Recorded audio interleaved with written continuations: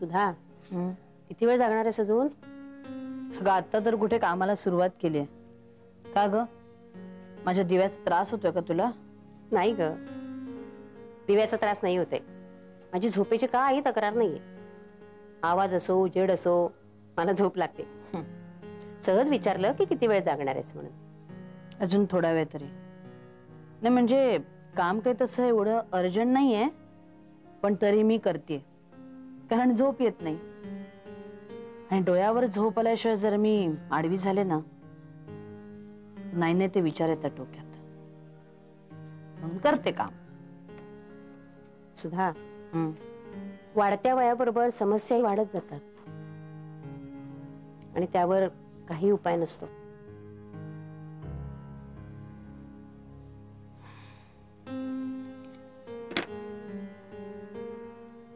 अक्का, निशांत माहितीये तुला? हो, अनुजा मित्र, चष्मेवाला ना? त्याचं काय झालं? त्याचं लग्न ठरलंय. खरं की काय? पेपरात वाचलं मी. कोण मुलगी कोण आहे? महाजनांपेक्षा सुद्धा बडप्रस्थ आहे. मनोज कपाडिया म्हणून कोणीतरी आहे, त्यांची एकुलती एक मुलगी. अक्का तुला आठवतंय निशांतचं आपल्याकडे किती येणं जाणं होतं नाही? हो ना, तर आठवायला काय झालं? माझाच विद्यार्थी, अतिशय श्रीमंत, हुशार आणि मुख्य म्हणजे तितकाच नम्र. माझाही लोभ होता त्याच्यावर. श्रीमंतीचा जराही त्याला गर्व नाही. अक्का, पण या मुलांचं वागणंच मला कळत नाही. इतकी वर्ष ज्याच्याबरोबर आपली मैत्री आहे, त्या आपल्या आवडत्या मित्राचं लग्न ठरलं म्हटल्यावर या मुलीला काहीही वाटलं नाही. मला तर वाटलं होतं की काय? काही नाही, जाऊ दे. तू भी का बस ना. सुधा, तू एवढी मोठी शिक्षिका, हे तुला काय समजावून सांगणार?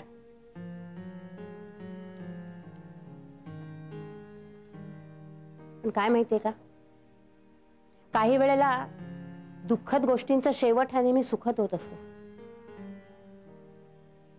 जे होतं ते चांगल्यासाठी होतं असं आपण समजायचं. आता हेच बघ, महाजनांसारखं श्रीमंत स्थळ उगीच आपल्याला चोरट्यासारखं वाटलं असं की नाही. आणि दुसरं असं की अनुला ज्या अर्थी याच्यात काही वाटत नाहीये, त्या अर्थी तिचं निशांतवर प्रेम नसावं. अक्का, निशांत मध्ये न आवडण्यासारखं काय आहे? असो, कालाय तस्मै नमहा. तरी खरंच म्हणा, आपल्या घरात या तिघी वयात आलेल्या. अक्का, त्यांच्या वागण्याचा मलाच इतका त्रास होतो, तर तुलाही त्रास होत असेलच नाही? तू तर कैक पावसाळे बघितलेस. होतोही आणि नाही. म्हणजे तू आणि सुषमा दोघी सख्या बहिणी, पण तुमच्या बोलण्यात वागण्यात किती फरक आहे. तसं तुमच्या दोघींच्यात फार अंतरही नाहीये. अगं, इथे ह्या मुलींच्यात आणि माझ्यात 2 पिढ्याचं अंतर आहे. चालायचंच.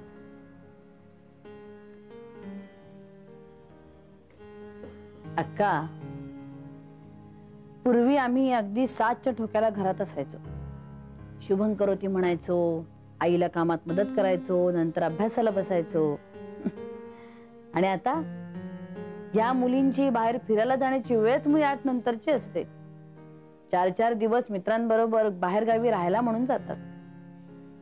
पण आपण काहीतरी वेगळं करतोय, जगापेक्षा काहीतरी वावगं वागतोय असं त्यांना वाटतच नाही. सुधा, तुझ्या इथं ट्रिप जायची होती. 4-5 दिवस जायचं होतं बाहेर. तुला खूप जायची इच्छा होती. आईजवळ रडलीस, नानांजवळ हट्ट धरलास, पण नानाने तुला नाही तर नाही पाठवलं. तुला अजून आठवतंय सगळं? सगळं आठवते.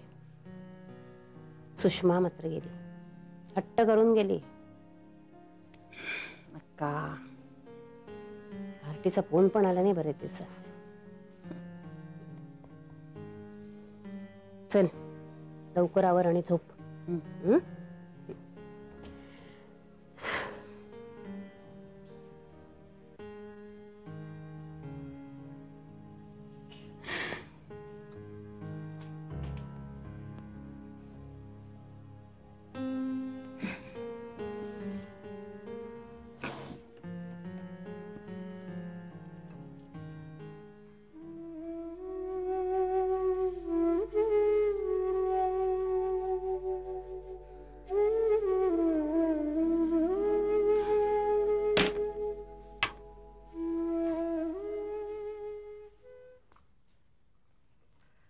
घ्या. थँक्यू. कसं झालंय? झकास. अरे वा बंटी, तू इतका छान चहा बनवतोस मला माहिती नव्हतं. मग मी काय करतो असं कळलं होतं तुम्हाला? काय काय छान बनवलाय बंटीने चहा. नाही काय की माझं इतकं कौतुक ऐकायची सवय नाहीये मला, आणि काहींना माझं कौतुक ऐकवणार नाही कदाचित, त्यामुळे मी निघतो. बघितलंस कसा बोलून गेला. ठेवते कपडे आता. बोलण्यात कुणाला हार नाही जायचा तो. पत्त्यात सुद्धा तेच आहे. एनिवे, तू कशी का आज एकदम अचानक? सहज. पाय आणि मन मोकळं करायला आले. सुनंदा गेले वटवृक्षाच्या कामाला. म्हणाला बंटी मला, कमाले बुवा तिची. काय म्हणतात तुझ्या 3 देविया? मजेत. म्हणूनच मी डिस्टर्ब आहे. का आता काय प्रॉब्लेम झाला? प्रॉब्लेम आहे असं मला वाटतं, पण त्यांना मात्र त्यात काय प्रॉब्लेम असंच वाटतं. जया, निशांचा साखरपुडा झाल्याचं तुला कळलं असेल ना? अनुच्या आणि निशांची किती छान मैत्री होती. काव्यवाचनाचे कार्यक्रम करायचे दोघ जण, आणि अचानक हे असं. मला तर काही समजतच नाहीये. अनुला याच्यात काहीच वाटत नाहीये. अरे लहानपणी एखादं खेळणं तुटलं मोडलं किती डिस्टर्ब व्हायची मुलगी, आणि आता हे एवढं सगळं झाल्यावरती अगदी. सुधा, जनरेशन बरोबर कसं रिस्पॉन्ड करावं, ते कशाला काय रिॲक्ट करतील काय सांगताच येत नाही. अगं कॉलेज मधला सगळ्यात पॉप्युलर प्राध्यापक असं लेबल मिरवणारा मी, घरी आलो की बंटी पुढे बोलती बंद होते माझी. काय करणार? आकांक्षाचंही मला काही कळत नाही. अरे पत्रकार आहे म्हणून काय त्याने कधीही घरी यावं, कधीही घराच्या बाहेर जावं? पण निदान ती पत्रकार आहे. अरे हो, पण बंटी नुसताच लेट येतो. अरे पण तो मुलगा आहे, ह्या मुली आहेत पण माझ्या. त्या समजूतदार आहेत. जया, तुला असं नाही वाटत आपण दोघं एकमेकांचं फक्त सांत्वन करतोय?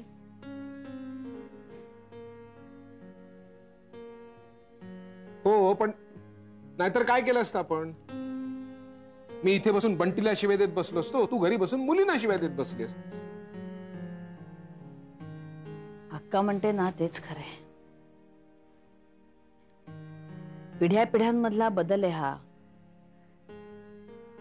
तो स्वीकारायलाच हवा.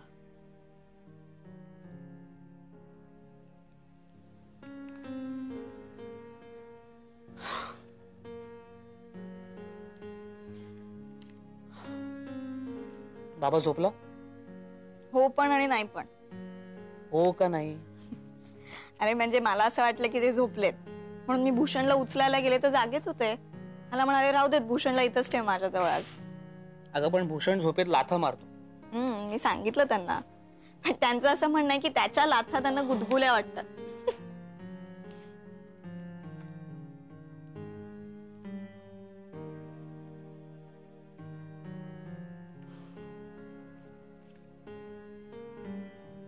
आई अचानक गेली.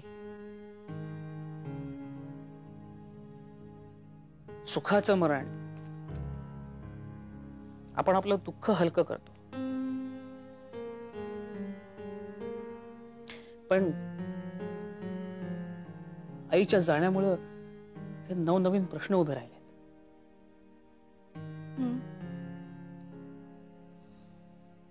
भूषणचं काय करायचं ठरवलंय? मला असं वाटतंय की आपण एखादी मुलगी ठेवली तर त्याला सांभाळायला. नाही, नको.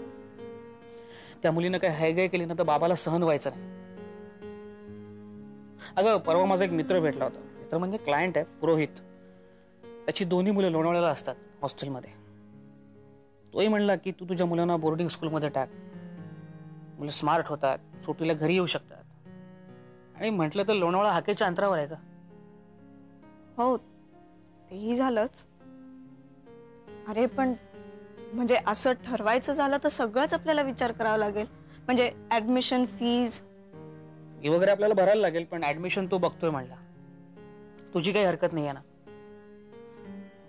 हरकत म्हणजे सुरुवातीला त्रास होईल थोडा, पण काही इलाजही नाहीये. ऑफकोर्स शाळा चांगली असेल तर चांगलंच आहे, त्याला चांगले मित्रही मिळतील. म्हणजे आपला मुलगा गॅरेजवाला होणार नाही? तसंही मला काय तो अगदी सायंटिस्ट वगैरे व्हायला हवाय अशातला भाग नाहीये.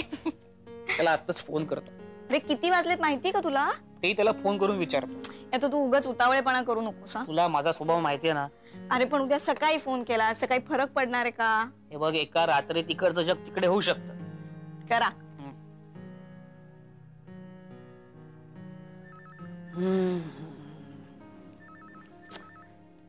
चल, नाही वाटत.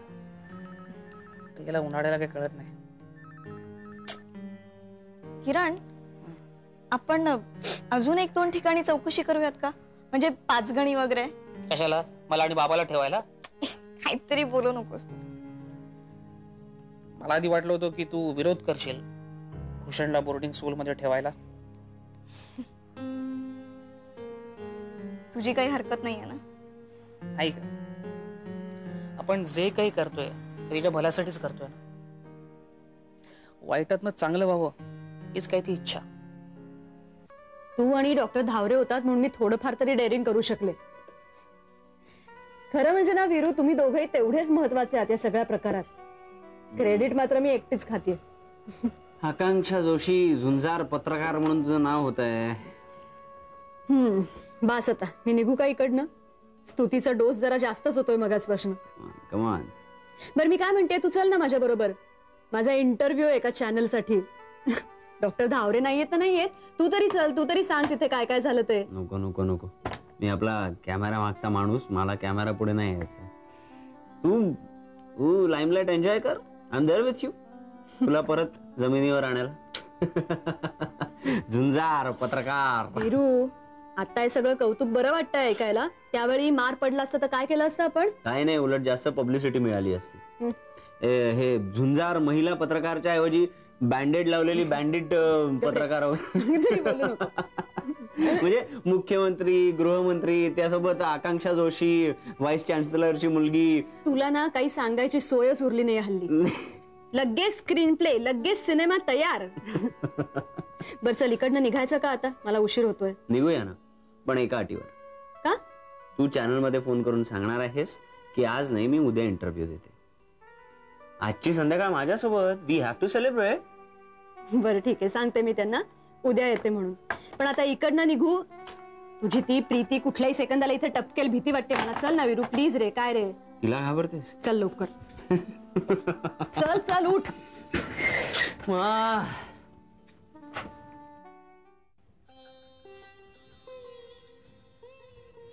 आजूबाई काय चाललंय? देवाने डोळे दिले, जरुरीपेक्षा जास्त अक्कल पण दिले. त्यामुळे मी काय करतोय हे तुला कळायला हवं. अहो, ते कळतंय म्हणूनच तर विचारतोय. ही आवरावर कशाला? आणि आल्या आल्या जायचं होतं तर मग इथे आलातच कशाला? असंच ना. गाढवा, तुझ्यासाठी आलोय, तुझ्यासाठी. तू लावलेल्या दिव्यांचा प्रकाश गावापर्यंत पोहोचला ना, म्हणून आलो. जेव्हा तुम्ही मुंबईत आलात ना तेव्हाच मी ओळखलं होतं. हे वन मॅन कमिशन माझ्या चौकशीसाठी ताई आणि अंकलने नेमलं असणार. अहो, जाता जाता त्याचा निवाडा तरी करून जा. निवाडा कोण करणार मी? हा, मी काय न्यायाधीश आहे काय? गावाकडे होतो तेच भरवतो, उगाच इथं आलो असं झालंय. हे बघा, तुम्ही तुमच्या कर्मानं जगा, नाही तर कर्मानं मरा. जा तिकडे. अंकल आले असणार. हं.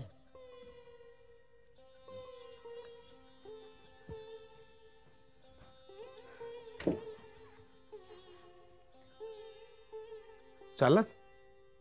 हो आले आले लगेच? हो. अहो, असं काय करता?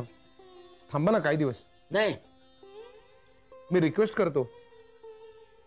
नाही, राहू दे. बघितलं, हे तुझ्यामुळे झालं, तुझ्यामुळे चाललेत ते. तू कोण घालवणार मला? हा, माझ्या मर्जीनं मी इथं आलोय, माझ्या मर्जीनं मी इथून जाणार, आणि आता मी चाललोय. हा. मी सुद्धा रिक्वेस्ट केली त्यांना थांबा म्हणून. कशासाठी थांबणार ते? कशासाठी? रात्री बेरात्री तुझ्यासाठी दरवाजा उघडायला? 2-2, 3-3 वाजेपर्यंत जेवणासाठी? दिवसेंदिवस गायब असतो तेव्हा टेन्शन घ्यायला, पोलिसात कंप्लेंट करायला, तुझ्यासाठी जामीन राहायला? कशासाठी थांबणार ते? ते इथे असताना चांगलं बघायचं नाटक झालं ना, भास झाला. मी नाटक नव्हतो करत. मला तसं वागावं असं वाटलं म्हणून मी तसा वागलो. आणि चूक काय बरोबर काय यावर आपला खूप वादविवाद झालाय. आता पुन्हा आजोबांसमोर नको. नको, अजिबात नको. वाद नको, भांडण नको. मी चाललोय. हा, नक्की आहे. जाण्यापूर्वी एक सांगतो, ताईला त्रास होईल असं याच्या पुढे वागू नकोस. हे बघ, तुझ्या मनाला न पटणाऱ्या गोष्टी तुला कराव्या लागल्या तरी चालतील. निमकरांच्या घरातली लक्ष्मी आहे ती. हं? कशाला सांगता त्याला सगळं आहे? एका कानानं ऐकून दुसऱ्या कानानं सोडून देईल तो.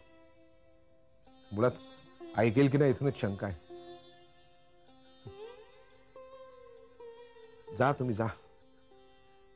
आमच्या नशिबातले भोग आम्ही भोगत राहू. जात. एकच करा, तिकीट मिळेपर्यंत जरा थांबा. असे तडकाफडकी जाऊ नका. आजोबा, मी तुम्हाला थांबायचा आग्रह नाही करणार, पण एवढंच सांगतो, ताईला लाज वाटेल असं काही करणार नाही. आणि तुम्ही तिकिटाची काळजी करू नका. मी येताना घेऊन येईन. आता यावर पुन्हा वादविवाद नको.